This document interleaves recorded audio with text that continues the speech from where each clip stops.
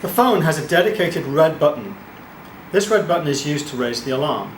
If you press it for several seconds, it raises an alarm that, if not cancelled, will cause a GPS position to be sent to a monitoring server and an automatic speakerphone call to be placed without the user having to press any other buttons. The yellow button on the 2 key is used to indicate that the user does not have an emergency right now, but may be going into an area of higher risk. Perhaps they're climbing a scaffold, or going down a trench, or they're going into a bad part of town. In this situation, the yellow button will set up enhanced monitoring for that user, GPS tracking, and often the requirement to check in every 10 minutes with base and prove that they're okay. The green button is typically used just to indicate that the user has started their shift or ended their shift, so they're not monitored when they aren't working. In fact, the yellow and green buttons can be customized by the monitoring service provider to set up just the kind of behavior that the end user's company would like to have. Let's take a quick tour of the user interface of the Sonim XP3340 Sentinel. On the top row we can see a couple of icons. The red dot with the yellow circle indicates that the lone worker mode is simple mode. In simple mode, we're not tracking the GPS position right now, but we are in contact with the server and the phone is waiting for an emergency event such as the red button to be pressed. A long press of the red button triggers a manual alarm.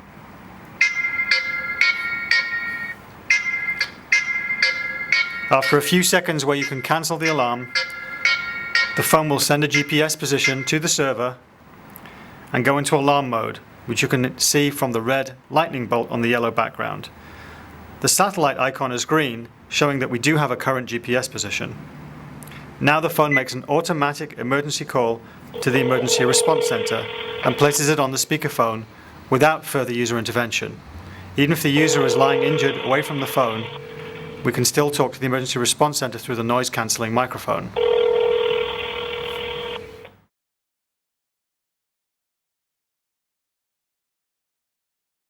Another way that an emergency can be detected is through the use of the 3-axis accelerometer.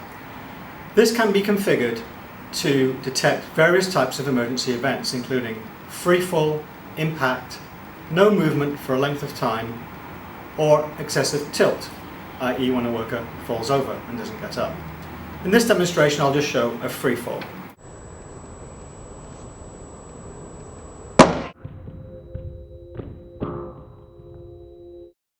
Man down detected the impact. The user has a few seconds to cancel during this tone. Now, the phone sends a GPS position to the monitoring server. In a few seconds, without further intervention, it will place an automatic emergency call, just as if the user had pressed the red button. Imagine our user has fallen down and injured. The phone makes the emergency call, and the emergency response center will answer and help will be summoned.